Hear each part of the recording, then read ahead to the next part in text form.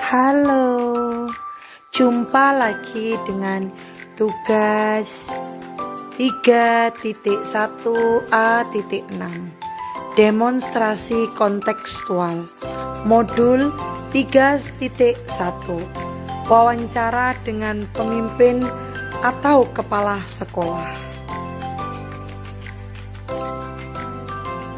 Perkenalkan, nama saya Ibu Asyatul Jalilah dari UPT SDN 48 Gresik. Saya calon guru penggerak angkatan 9. Tak lupa perkenalkan juga fasilitator saya Bapak Muhammad Janji Haryono dan Ibu pengajar praktek saya Ibu Wiwi Alfiah. Panduan pertanyaan wawancara atau guiding question for the interview. Yang pertama yaitu selama ini bagaimana Anda dapat mengidentifikasi kasus-kasus yang merupakan dilema etika atau bujukan moral. Dan yang selanjutnya adalah selama ini bagaimana Anda menjalankan pengambilan keputusan di sekolah Anda, terutama untuk kasus-kasus di mana ada dua kepentingan yang sama-sama benar atau sama-sama mengandung nilai kebajikan. Dan yang ketiga adalah langkah-langkah atau prosedur seperti apa yang biasa Anda lakukan selama ini. Dan yang keempat adalah hal-hal apa saja yang selama ini Anda anggap efektif dalam pengambilan keputusan pada kasus-kasus dilema etika.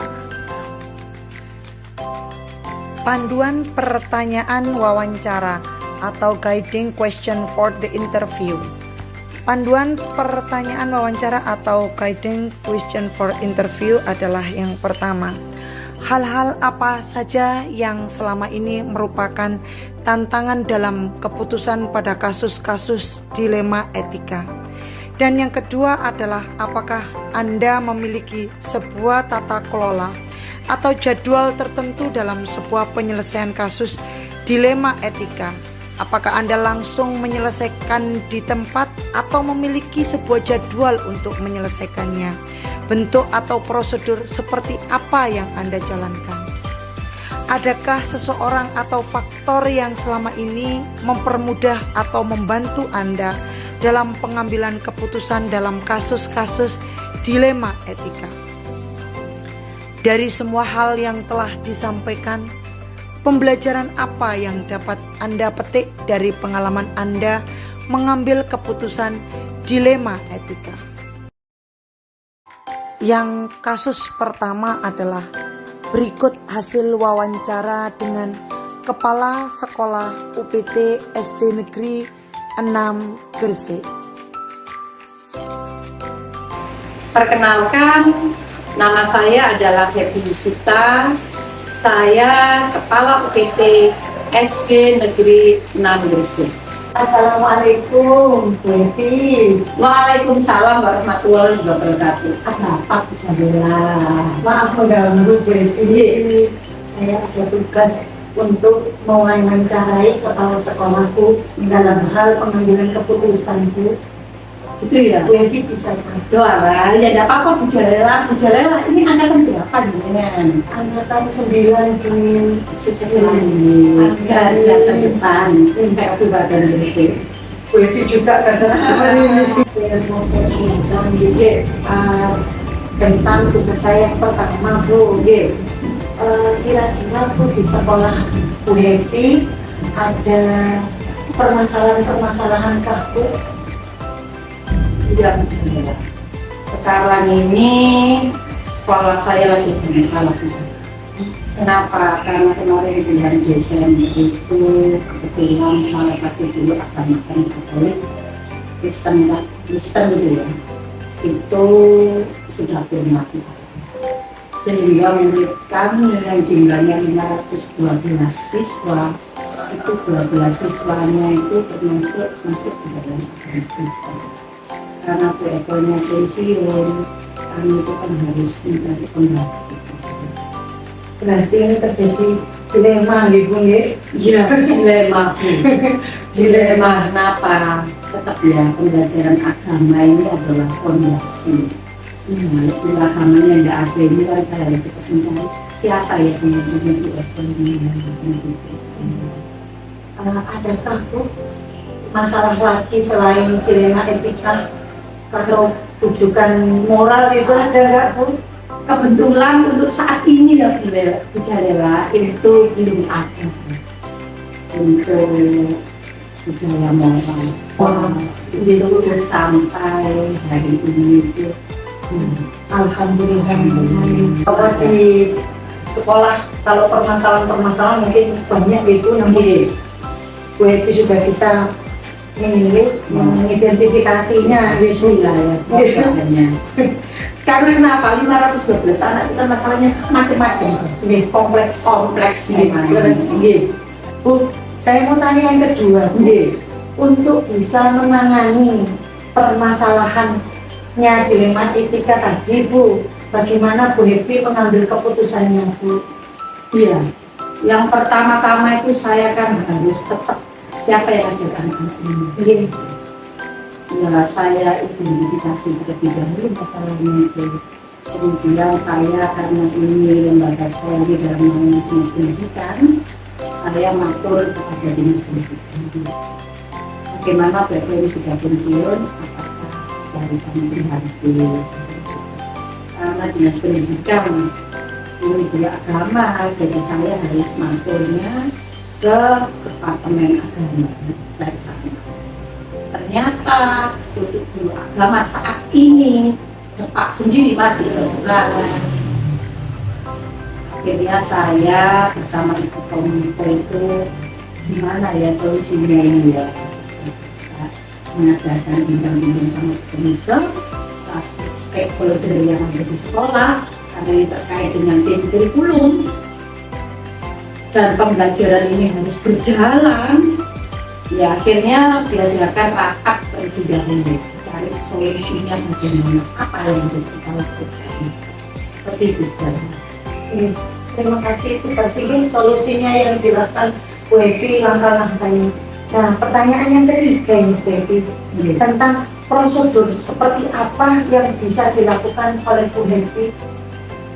Iya, prosedurnya itu tadi saya sudah ke dinas pendidikan ya, harus ke depan, terus kami ke komite begini, terus kita mencari solusi. Di mana solusinya itu tadi harus mengandung nilai kebajikan, mengenai tanggung jawab dan berpihak pada anak. Maka Ibu Komite beserta saya, beserta wali murid dari 12 agama Islam itu tadi mengambil kata sepakat bahwa Bu Eko yang mengajar di sekolah kami, karena Bu Eko sudah pensiun, maka untuk biaya kita katakan ganti biaya transportasi itu nanti dibiayai oleh anak-anak yang beragama Islam. Jadi untuk pembiayaannya ditanggung oleh. Karena kenapa? Kalau dibiayai oleh uang kos nggak mungkin. Karena Bu Eko tidak masuk di dalam proporsi. Kami tidak bisa mengambilkan dari uang. Kenapa kok harus mengambil Bu Eko Bu? Karena Bu Eko sudah purna, kenapa tidak mengambil yang lebih mudah untuk langkah selanjutnya? Kebetulan namanya Bu Eko ini ada Mbak Tanti.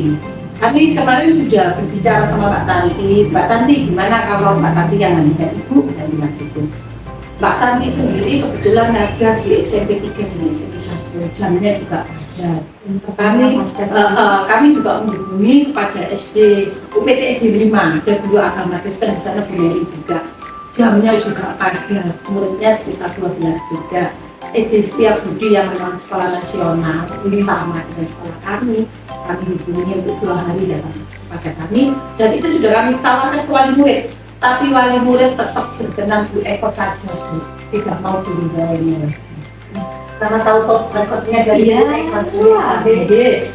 Yang keempat ini pertanyaan saya, perilaku yang panjenengan tadi lakukan apakah sudah efektif Bu?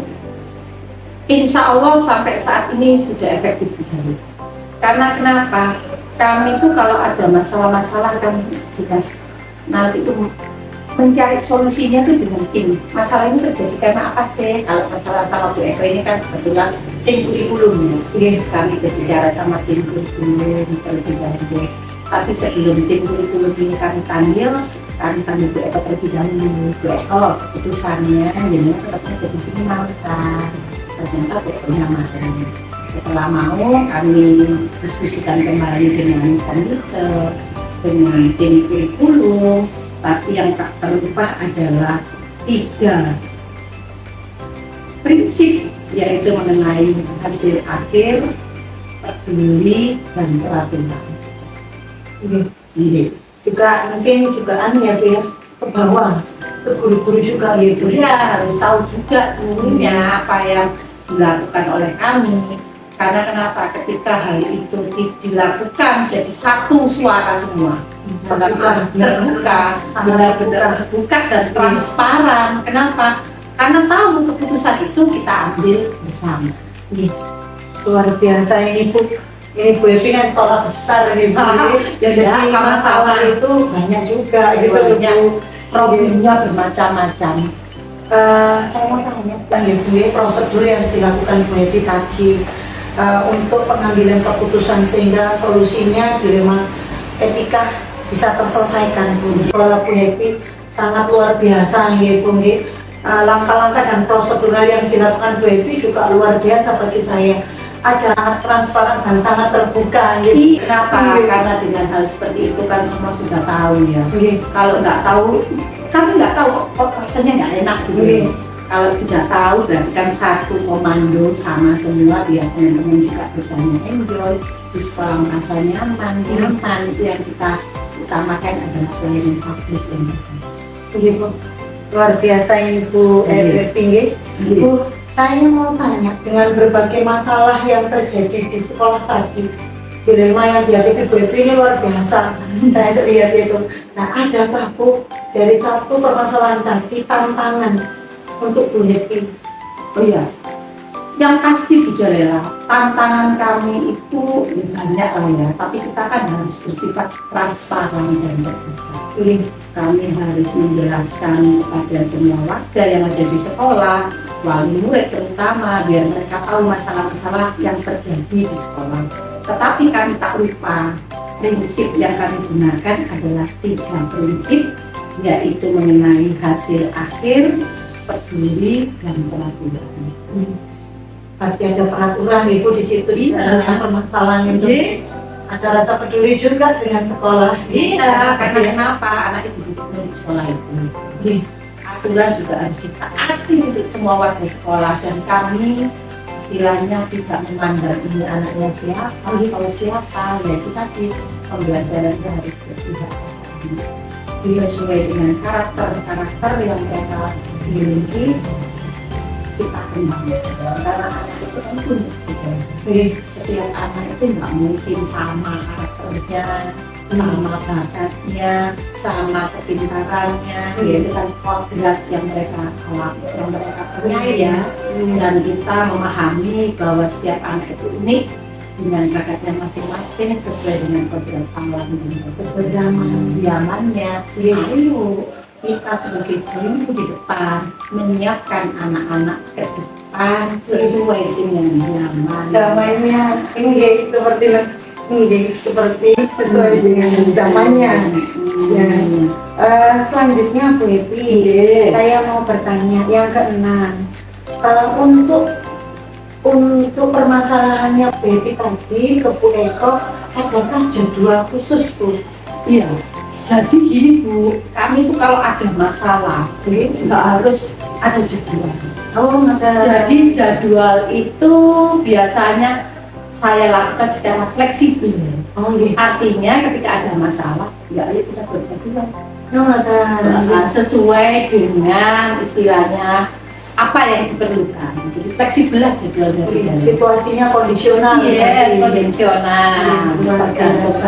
Tapi kan memang tidak ada jadwal gitu. Ini ada pertanyaan selanjutnya Bu. Ya, itu yang ke-7 Bu.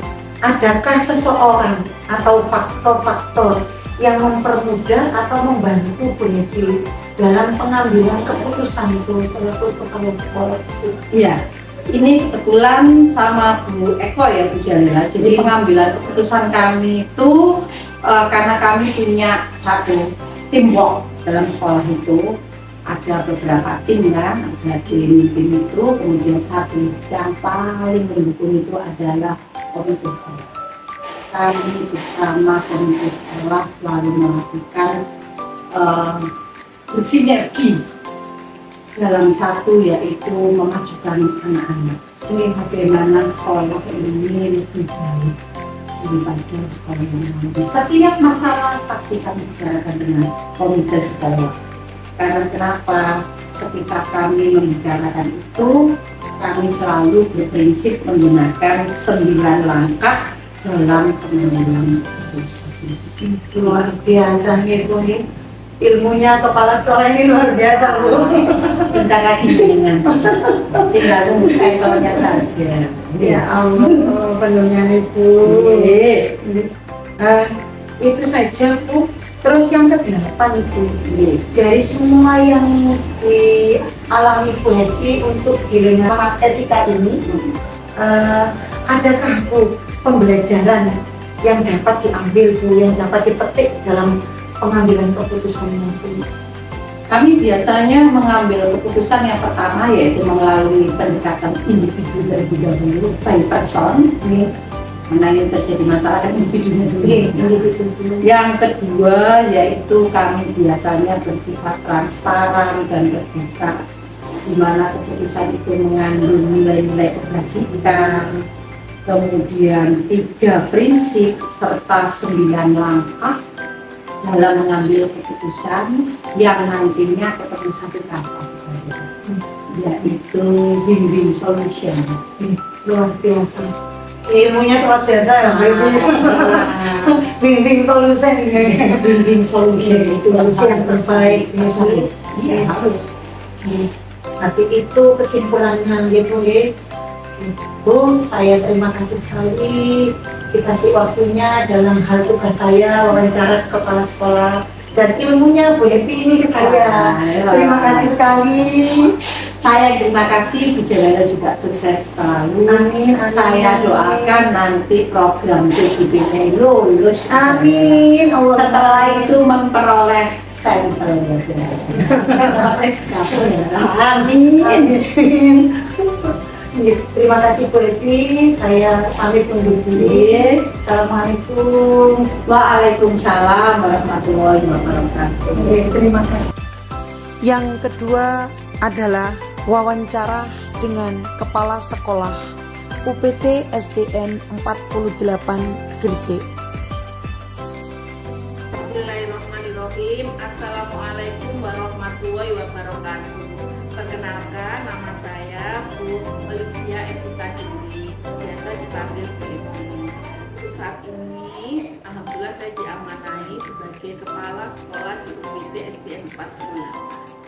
Terima kasih. Assalamualaikum warahmatullahi wabarakatuh. Assalamualaikum. Waalaikumsalam warahmatullahi wabarakatuh. Bu Hetty, alhamdulillah sehat Bu Hetty. Bagaimana kabarnya Bu Hetty? Bu Hetty, saya di sini membantu panjenengan. Ini ada tugas wawancara Bu dalam hal pengambilan keputusan. Tugas saya membantu Bu Hetty. Ngomong-ngomong Bu Evi, di sekolahnya kita, sekolah yang seperti ini, jelas mungkin ada permasalahan-permasalahan, insya Allah permasalahannya juga sangat kompleks. Saya mau bertanya tentang tugas saya, tentang dilema dan juga moral. Kira-kira Bu, yang pertama ini, bagaimana Bu Evi mengidentifikasi kasus-kasus yang merupakan dilema dan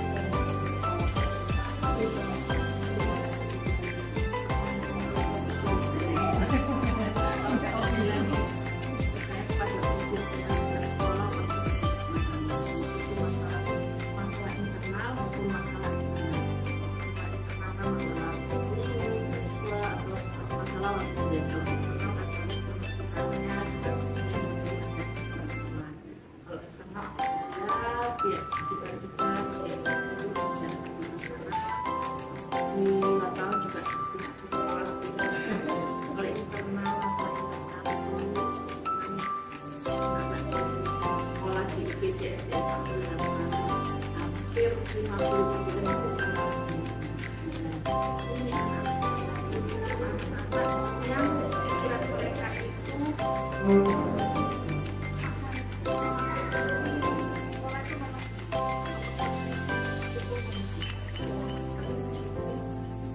bagaimana cara mendidik supaya anak-anak itu tidak keluar dari sekolah dan anak-anak normal juga bisa menerima anak-anak di masalah di sini masalah itu antara anak-anak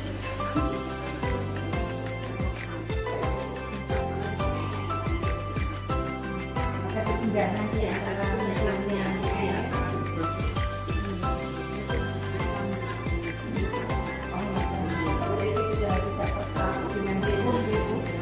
Yang kedua tuh yang saya tanyakan Bu Evi dalam menjalankan pengambilan keputusan, terutama yang tadi permasalahan-permasalahan yang Bu Evi lakukan, adakah nilai kebajikannya?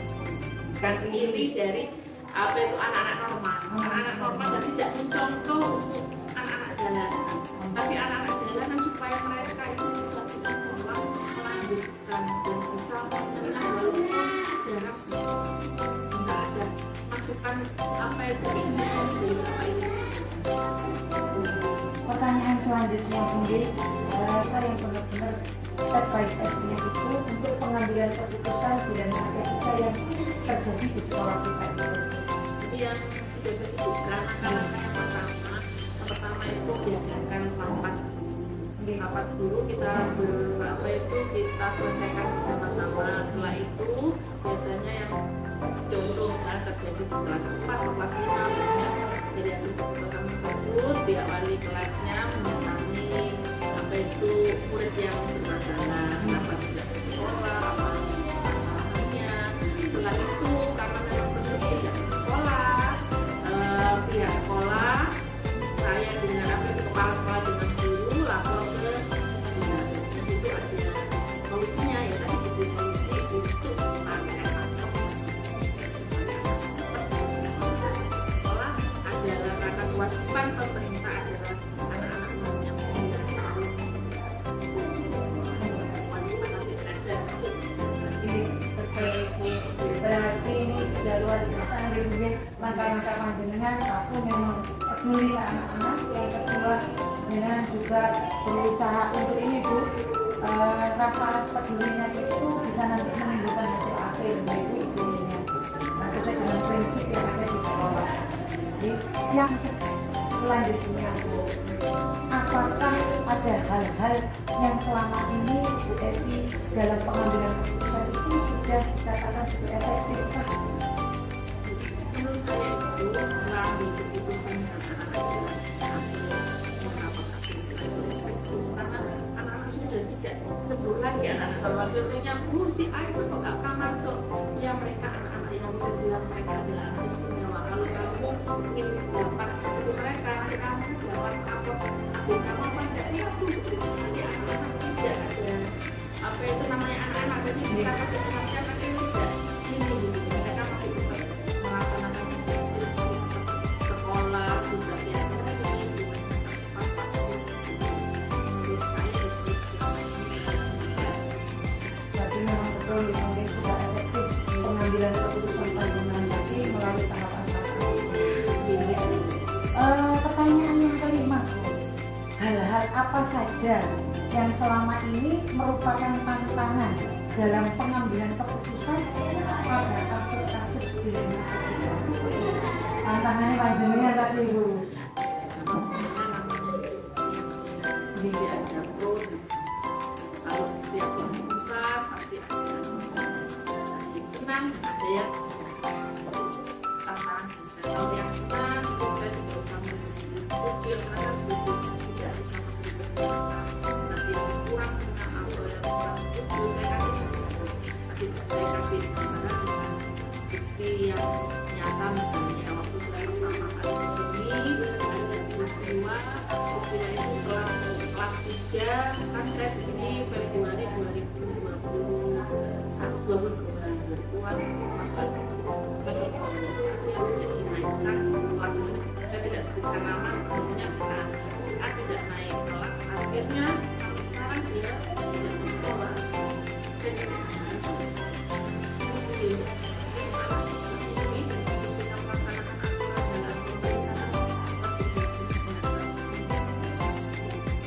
Luar biasa ini Bu Evi. Berarti yang nomor 6 Bu pertanyaan. Apakah Bu Evi dalam pengambilan keputusan tadi ada jadwal tertentu dalam penyelesaian kasus dilema etika ini? tidak ada kadang setiap masalah kan kalau ada masalah kita selesaikan dulu terus kita keluar aturan yang benar. Berarti kondisional Ya, ya Bu. kondisional. Luar biasa ini Bu. Saya bertanya lagi ini Bu. Nomor 7, adakah seseorang atau faktor-faktor yang mempermudah atau yang membantu Bu Evi dalam pengambilan keputusan pada saat terjadi dilema etika itu? Sangat membantu sekali. Kita saya adalah kalau ada masalah kita rapatkan tadi yang kita rapatkan, kita selesaikan bersama bagaimana solusinya. Setelah itu melakukan beberapa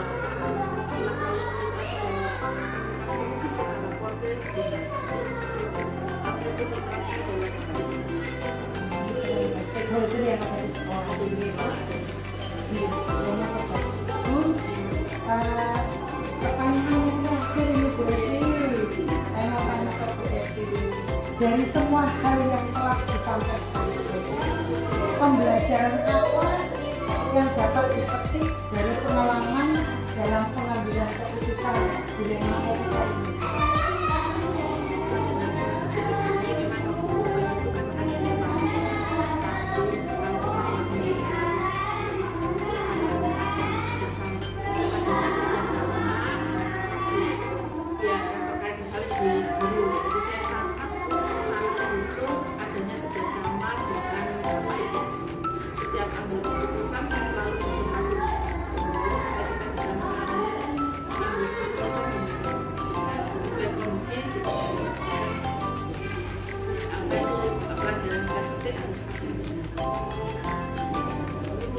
Karena Bapak Ibu itu lebih tahu kondisi sekolah.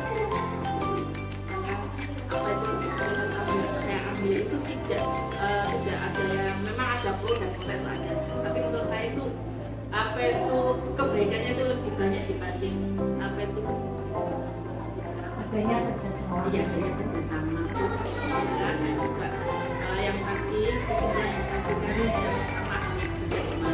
Juga saya apa itu melihat dari 9 langkah keputusan dan 3 prinsip kebijakan dan seperti itu. Yang pertama itu tentang kebajikan akhlak. Kebaikan apa yang saya ambil setelah keputusan dengan rapor ABK terus yang kedua bertanggung jawabnya itu karena saya didukung oleh dinas diberi arahan ke dinas karena lapornya itu resmi dari walaupun tidak dari dinas tapi dari RC. RC kan kerjasama dengan dinas. Yang terakhir dia pada murid pada murid berarti murid-murid anak-anak jalanan masih tetap bisa sekolah, masih bisa melaksanakan wajib belajar itu yang saya ambil. Dilema etika Bu. Saya terima kasih sekali Bu Terima kasih. atas ilmunya Bu Evi yang luar biasa ini. Paling tidak seperti wacana atau kebetulannya ilmu Bu Evi ke saya seperti itu. Jangan kapok-kapok ini saya Bu. Terima kasih banyak Bu Jella, ada saya juga berterima kasih ada CBP di sini di sekolah UPT 48 jadi banyak ilmu untuk semua untuk kemajuan sekolah. Terima kasih. Bismillah nanti bisa pulang dengan Amin, amin ya Bu. Saya permisi dulu Bu. Assalamualaikum. Waalaikumsalam warahmatullahi wabarakatuh. Berikut analisis 4 paradigma, 3 prinsip, dan 9 langkah pengujian pengambilan keputusan. Ada di wawancara 1 dan 2. Ringkasan masalah UPT SD Negeri 6 per Desember. Kekurangan guru agama Kristen dikarenakan pengajar agama Kristen pensiun. Dari 512 siswa, 12 siswanya agama Kristen. Dilemanya mencari guru yang bisa menggantikan Bu Eko. Solusinya yang pertama, mengidentifikasi dulu solusi dengan tim kurikulum di sekolah dasar. Dan yang kedua adalah konsultasi dengan komite guru atau stakeholder. Dan yang ketiga adalah merefleksi bagaimana solusinya. Sedangkan yang keempat adalah keputusan harus mengandung nilai kebajikan.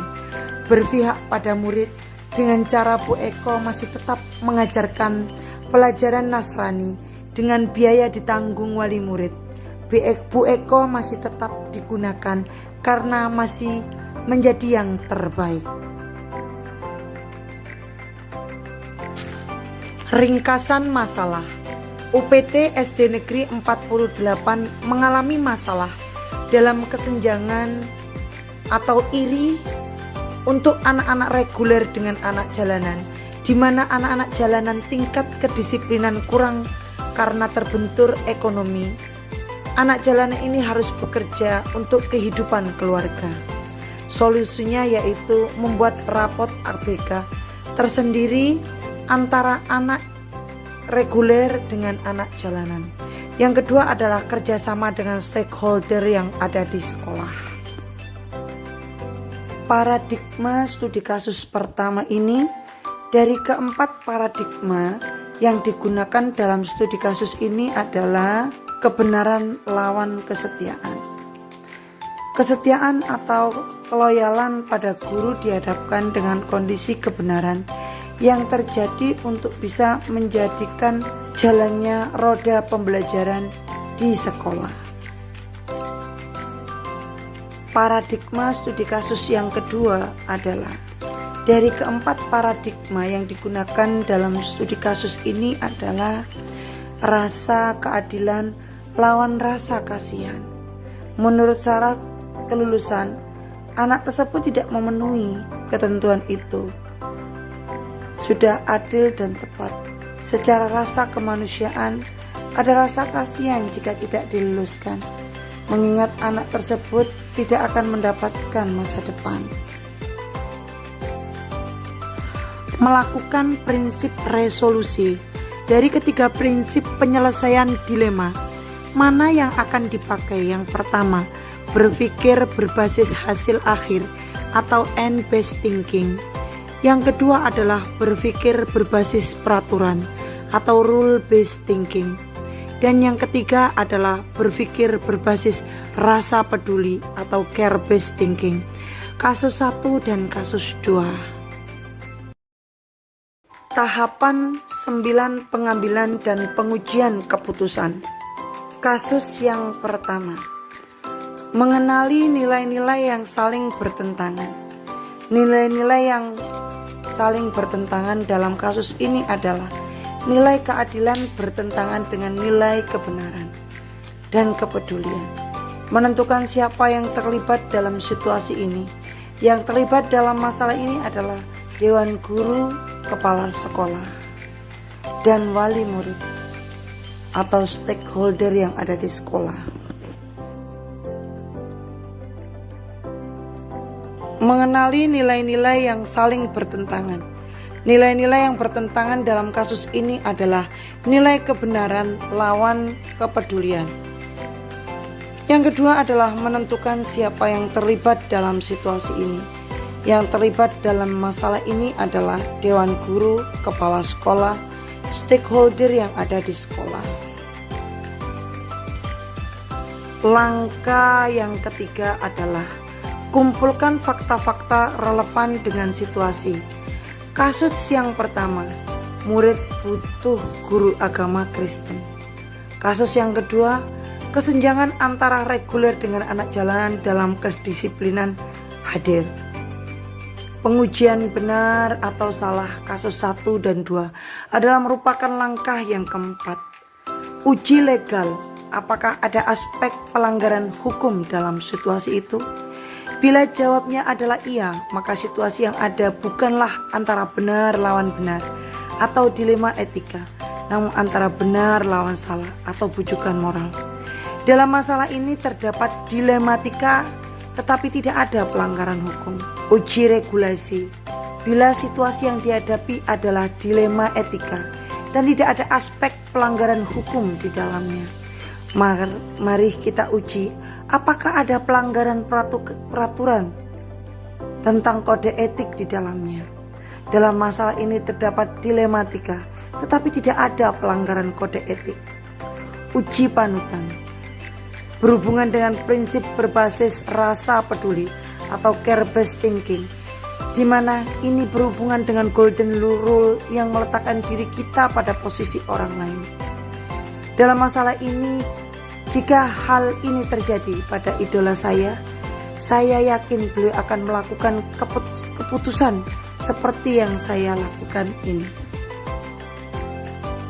Pengujian paradigma benar lawan benar. Dari keempat paradigma tersebut, paradigma mana yang terjadi di situasi yang sedang dihadapi? Yang pertama adalah kasus 1 kebenaran lawan kesetiaan, dan yang kedua adalah kasus keadilan lawan kasihan. Prinsip pengambilan keputusan yang pertama dan yang kedua. Dari ketiga prinsip pengambilan keputusan, prinsip yang digunakan dari kedua kasus itu adalah 3 prinsip. Yang pertama, berpikir berbasis hasil akhir atau end-based thinking. Yang kedua adalah berpikir berbasis peraturan atau rule-based thinking. Dan yang ketiga adalah berpikir berbasis rasa peduli atau care-based thinking. Keduanya memutuskan berdasarkan rasa kepedulian dengan alasan yang diterima oleh semua pihak, dan prinsip semua keputusan harus berpihak pada kepentingan murid. Langkah yang ketujuh adalah investigasi opsi trilema. Kasus yang pertama yaitu siswa beragama Nasrani butuh guru dalam proses pembelajaran. Meskipun sudah purna, namun guru ini masih yang terbaik. Beliau mempunyai top record yang baik di mata wali murid. Langkah yang ketujuh dalam kasus 2 adalah adanya rapot ABK yang menjadi solusi untuk kesenjangan anak-anak yang mempunyai masalah moral etika. Buat keputusan. Akhirnya sampai pada titik di mana kita harus membuat keputusan yang membutuhkan keberanian secara moral untuk melakukannya. Kasus yang pertama, menggunakan guru purna untuk tetap mengajar pembelajaran Nasrani, saling keterbukaan dan transparansi di stakeholder. Langkah yang ke-9 adalah dari refleksi dari masalah yang pertama, yaitu lihat lagi keputusan dan refleksikan. Langkahnya yang pertama adalah dalam mengambil keputusan dilakukan secara by person. Yang kedua adalah kepala sekolah mengambil keputusan bersifat transparan. Dan yang ketiga adalah dalam keputusan itu menghasilkan solusi yang berdasarkan 3 prinsip dan 9 pengambilan keputusan, sehingga win solution terlahir. Langkah yang ke-9 adalah dari refleksi dari masalah yang pertama, yaitu lihat lagi keputusan dan refleksikan. Langkahnya yang pertama adalah dalam mengambil keputusan dilakukan secara by person. Yang kedua adalah kepala sekolah mengambil keputusan bersifat transparan. Dan yang ketiga adalah dalam keputusan itu menghasilkan solusi yang berdasarkan 3 prinsip dan 9 pengambilan keputusan, sehingga win solution terlahir. Terima kasih. Sampai bertemu dengan tugas yang selanjutnya. Salam guru penggerak, tergerak, bergerak, dan menggerakkan. Tetap bahagia. Assalamualaikum warahmatullahi wabarakatuh.